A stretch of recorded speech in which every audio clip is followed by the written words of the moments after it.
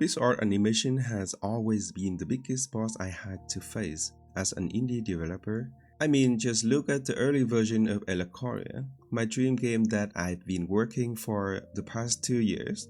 The animations were pretty rough. I had no drawing background, so when started making Elacoria, my solution for almost every monster was simple. I bought pre-made animation packs and I kept putting off making my own animations for 2 years. But after releasing the Elacoria demo last month, I realized something. The thing that was really stopping me from making my dream game wasn't programming, it wasn't pixel art. It was my inability to turn my imagination into actual monsters, which I call them Elmons. Over the past year, I practiced pixel art a lot. If you've watched my previous videos, you've probably seen my drawing trees, buildings, and other objects. Those projects improved my drawing skills enough that I could finally draw my own monsters. But there was still one problem. I couldn't make them feel alive. The thought of drawing hundreds of animation frames for every element scared me, so I kept delaying it. I knew I had to change that. So I gave myself a challenge. For every 50 new Steam wishlists, I'll create one brand new element. No more animation packs, no more excuses.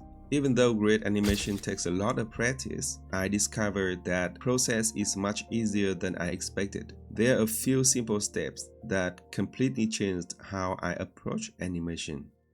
Quick notice before we continue.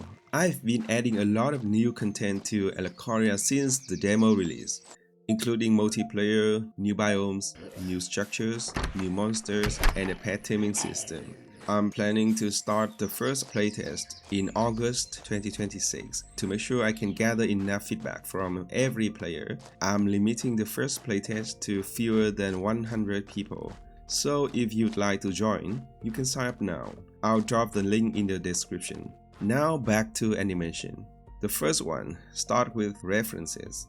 Before making any animation, you need an idea of how it should look. The easiest way is simply finding the references online. You can watch videos, study other games, or even use AI-generated videos to understand the movement. This is a pretty basic step, so I won't spend too much time on it. Second, make it simple. This is where everything changed for me. Take a look at this bar. It has a lot of tiny details. For the first time I looked at it and tried to animate it, I honestly had no idea where to start, so I made it simple. First, I separated every body part into its own layer: head, body, mane, forelegs. Then I removed all the details, leaving each body part at a simple shape with a unique color. Now I could focus entirely on the pose and motion without worrying about shading or individual pixels. And honestly, that's what animation is really about.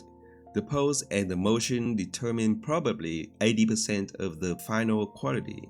If something feels wrong, it's very easy to spot and fix it before spending time adding details.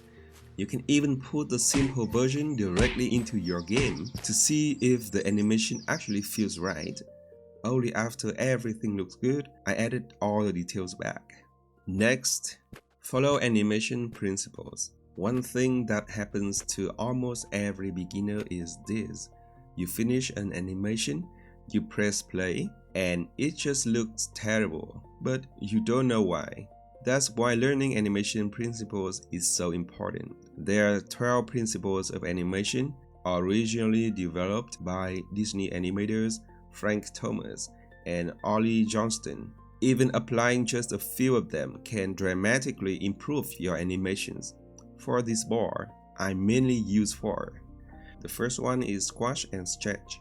Animated objects will get longer or flatter to emphasize their speed, momentum, weight, and mass. Here's the attack animation without squash and stretch, and here's the same animation with it. The difference is huge. The attack suddenly feels much heavier and much more powerful, but one mistake beginners often make is changing the object's volume. When you squash something, it should become wider but also shorter. When you stretch it, it becomes longer but thinner. The overall volume should stay roughly the same. This creates the feeling that the body is storing energy before releasing it. And this also relates to the second principle, anticipation. Anticipation prepares the audience for what's about to happen. Without it, an attack feels sudden and unnatural. With anticipation, the attack feels believable. For this 8-frame attack animation, I usually spend the first 5 frames building up energy, 1 frame for the actual attack, and the last 2 frames returning to the idle pose.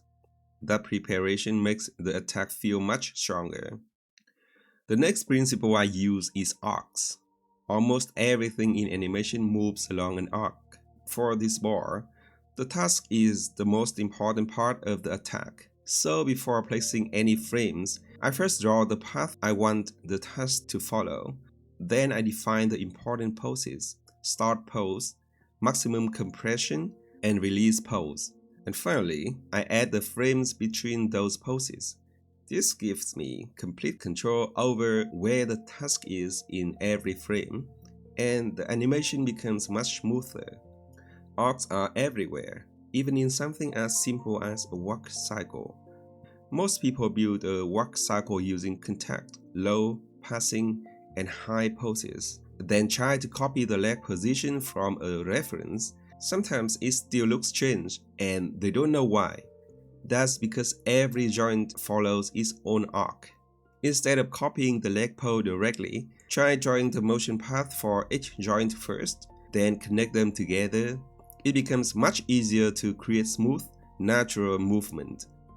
If you're trying to improve your pixel art animation, I highly recommend learning the 12 principles of animation. You don't need to master all of them at once. Even understanding a few of them can completely change how you animate.